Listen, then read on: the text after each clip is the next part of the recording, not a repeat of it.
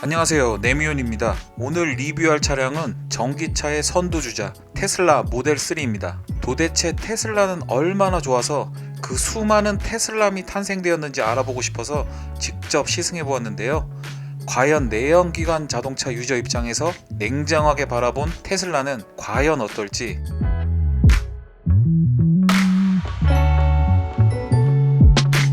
테슬라 모델 3를 사야 되는 이유 3가지와 사지 말아야 되는 이유 3가지를 말씀드리면서 중간중간 제가 시승하면서 느낀 점을 잘 녹여서 리뷰 형식으로 전달해 드리겠습니다. 그럼 테슬라 모델 3를 사야 되는 이유 3가지부터 살펴보겠습니다. 첫 번째, 테슬라 모델 3를 사야 되는 이유는 새로운 주행 질감입니다. 역시 전기 모터로 구동되는 전기차의 주행 질감은 내연기관 자동차만 타는 저에게는 신세계로 다가왔는데요. 가속 페달을 살짝 누르면 튀어나가는 초반 가속력은 BMW 내연기관 엔진에서는 느낄 수 없었던 새로움이었습니다. 그리고 스포츠 성향을 보이는 내연기관 자동차에서 고질적으로 보이는 가속 초반에 보이는 터보렉도 없어서 굉장히 상쾌했습니다. 전기차는 100km 이상에서는 추진력이 떨어진다고 하는 말들이 있는데요. 테슬라 모델 3는 100km 이상에도 답답함 없이 쭉쭉 치고 나가는 게 보편적인 내연기관 승용차는 그냥 뒤통수 때리면서 나가 있어 하는 수준입니다. 그럼 서스펜션 이야기 좀 해볼까요?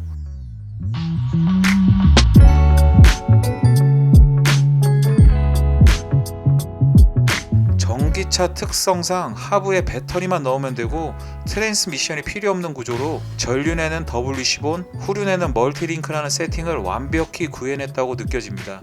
BMW, 벤츠 등 내노라 하는 전통의 강호들이 이뤄놓은 훌륭한 데이터를 전기차의 단순한 구조 속으로 그냥 꿀꺽한 느낌이 강하게 듭니다. 테슬라 모델 3의 서스펜션은 스포츠 주행을 위해 더할 나위 없이 단단합니다. 제 차량이 BMW의 단단한 하체 세팅의 마지노선이라고 하는 6 시리즈 F바디인데 제 차량과 비교했을 때에도 테슬라 모델 3의 하체 세팅이 더 짱짱하고 단단합니다. 그리고 지금 화면은 새벽 와인딩 로드를 주행하고 있는 모습인데요.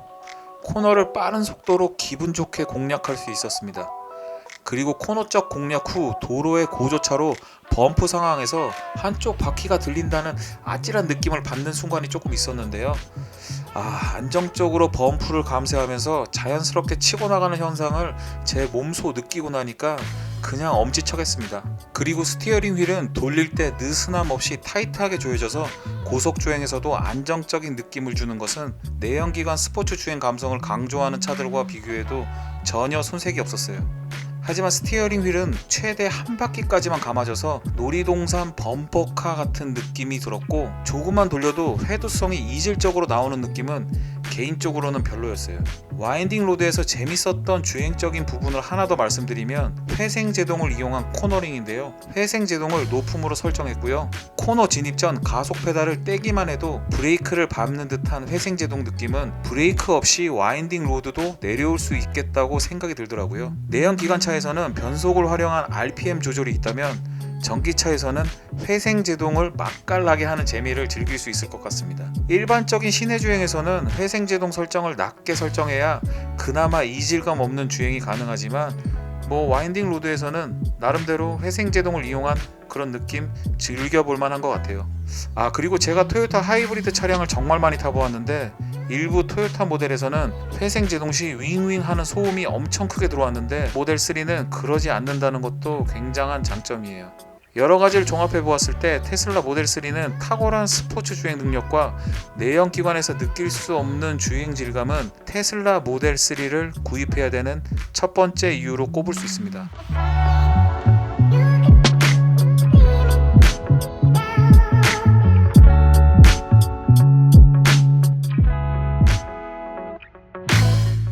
그럼 테슬라 모델 3를 사야 되는 두 번째 이유는 경제성입니다. 전기차를 구입하는 가장 큰 이유는 대부분 저렴한 비용으로 충전하면서 마음껏 탈 수 있다는 점인데요. 특히 테슬라는 직접 공급하는 충전 스테이션인 슈퍼차저를 전국에 설치하고 있습니다. 현재 대한민국에는 33개가 설치되어 있고 앞으로도 더 생길 것 같은 분위기인데요. 슈퍼차저는 원래 무료였는데 2020년 10월 26일부로 킬로와트아워당 200원에서 400원 정도 부과됩니다.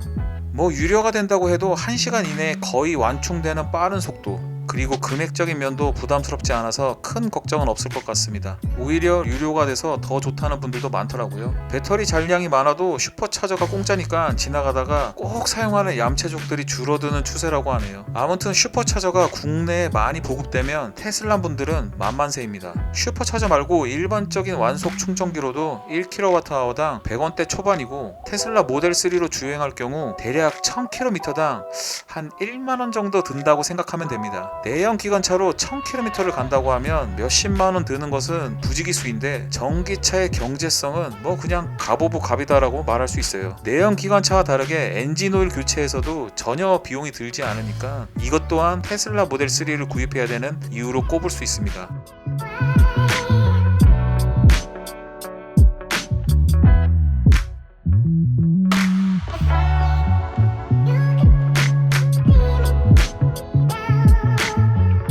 테슬라 모델 3를 사야 되는 세 번째 이유는 오토파일럿과 업데이트 기능입니다. 오토파일럿은 비행기, 선박에서나 활용하는 기능으로 알고 있었던 때가 엊그제 같은데, 이제는 오토파일럿 하면 테슬라라고 딱 인식이 되니까 다른 자동차 경쟁사에서는 긴장할 수밖에 없는 기능인데요. 뭐 사실 이 부분에 있어서 다른 브랜드보다 월등히 앞서 나가는 것도 현실이에요. 그럼 오토파일럿을 보여드리기 위해서 테슬라 모델 3에 올라타 보겠습니다. 카드키로 B필러에 터치하면 도어락을 해제할 수 있고요. 도어는 뭐 그냥 개인적으로 불편합니다. 이건 단점 부분에서 더 다뤄보고요. 시동 버튼은 따로 없고요. 콘솔 박스 앞에 카드키를 대고 가속 페달을 밟으면 바로 출발입니다. 그냥 뭐 스마트폰 전원 키는 것 같은 느낌이에요. 오토파일럿 구동은 스티어링 휠 오른쪽 뒤에 있는 레버를 2번 내리면 작동되는데요. 완전 자율주행으로 보면 돼요. 내비게이션으로 설정한 목적지까지 스스로 가속, 감속을 하고 조향까지 해줍니다. 근데 오토파일럿 상용화 초기 때 흰색 트럭을 차선으로 오인해서 추돌하는 사고가 있었다는 기사를 봐서인지 흰색 차량만 지나가면 자꾸 저는 쫄려서 스티어링 휠에 손이 가더라고요. 하지만 완전 정차부터 길을 찾아가는 능력까지 제가 생각했던 것 그 이상의 퀄리티를 보여주더라고요. 고속도로, 고속국도에서는 정말 편하게 활용할 수 있는 기능이고요. 오토파일럿을 한 번도 사용하지 않은 사람이 있어도 한 번만 사용한 사람은 아마 없을 거예요. 근데 오토파일럿으로 목적지를 찾아갈 때 코너에서 속도를 안 줄이고 가속하는 것은 정말 아찔한 경험까지 줍니다. 이거 진짜 아찔하던데요. 하지만 이건 곧 업데이트가 될 것 같고요. 업데이트 이야기가 나와서 말씀드리면 테슬라 모델 3는 스마트폰과 똑같습니다.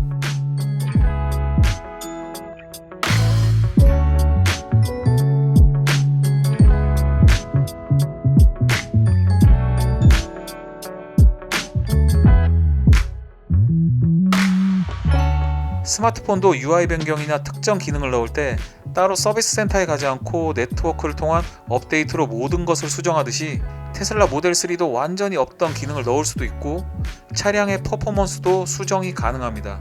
물론 오토파일럿의 퀄리티도 업데이트를 통해서 계속 진화될 것이고요. 이전에 브레이크 관련 이슈가 있었을 때에도 테슬라에서는 브레이크 업데이트로 해결해 줄게 이렇게 빠르게 수습하는 걸 보고 역시 테슬라는 뭔가 다르구나 생각했었고, 연비 관련 업데이트 등등 수많은 차량의 본질적인 부분까지 업데이트로 가능하기 때문에 이건 테슬라 모델 3의 장점이라고 할 수 있습니다. 아무튼 테슬라 모델 3는 자동차이지만 스마트 기기 같은 느낌이 강하다라고 말씀드릴 수 있고요. 딱 봐도 15인치의 시원한 디스플레이는 마치 아이패드를 보는 것 같은 느낌도 들고요. 터치감 또한 굉장히 좋습니다. 트렁크, 충전부를 열 때에도 이 디스플레이 터치로 모두 해결할 수 있고요. 송풍과 관련된 것도 모두 디스플레이에서 컨트롤하게 됩니다. 제가 이야기한 테슬라 모델 3의 장점 말고도 다른 장점도 있겠지만 여러분들의 시간은 소중하니까 여기까지만 하고요. 테슬라 모델 3의 단점, 즉 사지 말아야 되는 이유 3가지를 알아보겠습니다.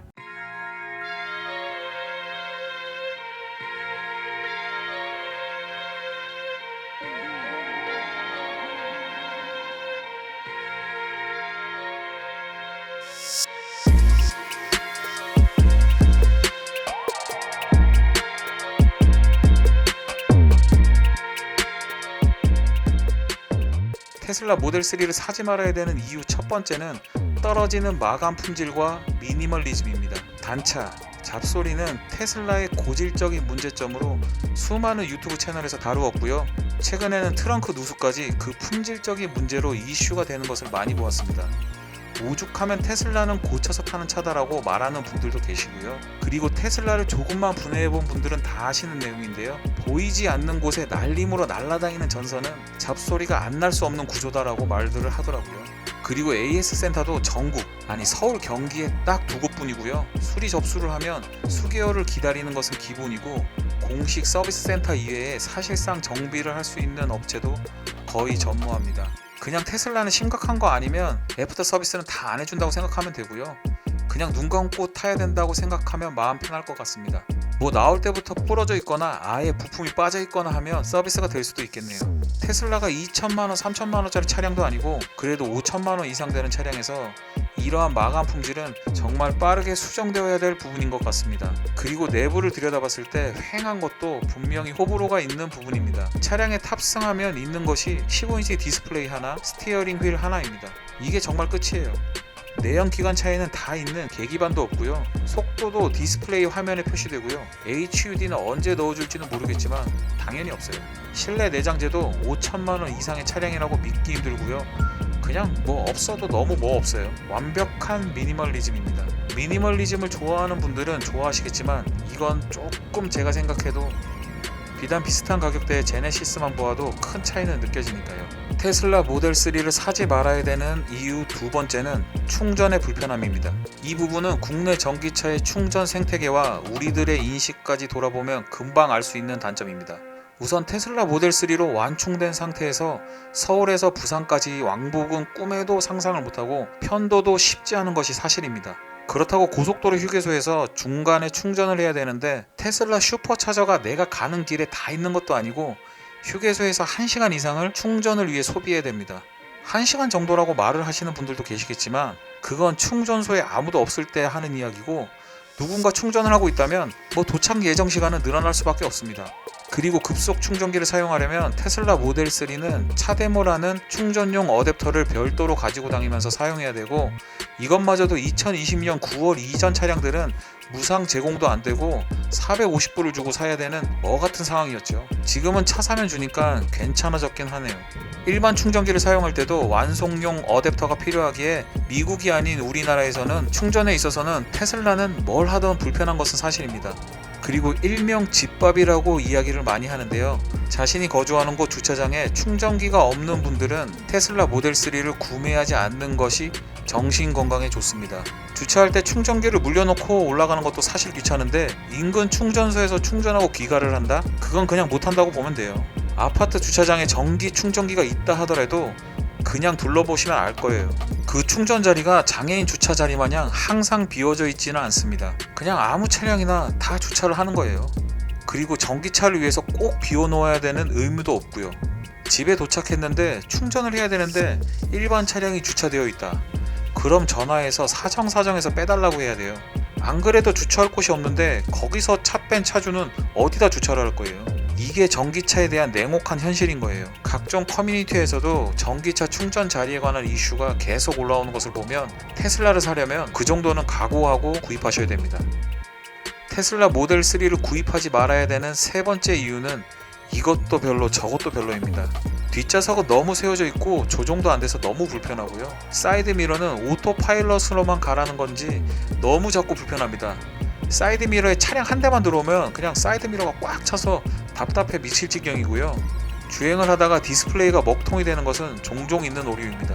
이것은 소프트 리셋 하면 된다고 하지만 일반적인 내연기관 차량에서는 차량을 구입하고 몇 번 없는 일인데 테슬라는 종종 이런 경우가 있으니 불안한 것은 사실입니다. 내비게이션 같은 경우에는 다른 수입차와 동급으로 구린데 T맵으로 최근에 업데이트가 되면서 조금 해소가 되는 것 같기는 하지만 과속 카메라는 잡아주지 않기에 뭐 반쪽짜리 업데이트 같은 느낌이 들고요. 여름철 겨울철에 에어컨, 히터 마음대로 틀기에는 배터리가 너무 쫄리는 느낌은 항상 들고요. 그리고 겨울철에 세차 후 물기를 잘 제거하지 않는다면 도 손잡이가 얼어서 차량을 타지 못하는 상황이 분명히 발생될 수 있습니다. 배터리 열화 현상에 대한 정확한 보고나 이슈들이 아직은 없지만 배터리 열화 현상은 항상 신경 쓰이는 부분입니다.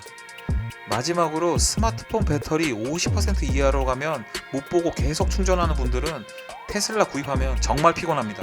자, 이렇게 테슬라 모델 3를 구입해야 되는 이유 3가지와 구입하지 말아야 되는 이유 3가지를 살펴보았습니다. 제가 이 리뷰를 준비하고 테슬라 모델 3를 타보면서 분명히 했던 것은 만약 내가 전기차를 산다면 무조건 테슬라를 살 것 같다라는 확신은 들었습니다. 그리고 이후 테슬라 모델 3의 업데이트로 어떤 기능까지 활성화가 될지 계속 기대가 됩니다. 현재 내연기관 브랜드들이 분명 마감 품질과 그들만의 주행 감성 등에서 앞서 나가고 있지만 테슬라 또한 오토파일럿, 배터리 기술 등 수많은 데이터 알고리즘 등으로 앞서 나가고 있어서 서로의 단점을 누가 먼저 보완하느냐에 따라서 미래 자동차 사업의 패권을 쥐는 브랜드가 결정될 것 같습니다. 그러면 부족한 리뷰 끝까지 시청해 주셔서 감사하고요. 테슬라 모델 3를 구입하시는데 조금이나마 도움이 되셨으면 좋겠습니다. 그럼 네미오는 다음에도 좋은 영상으로 찾아뵙겠습니다.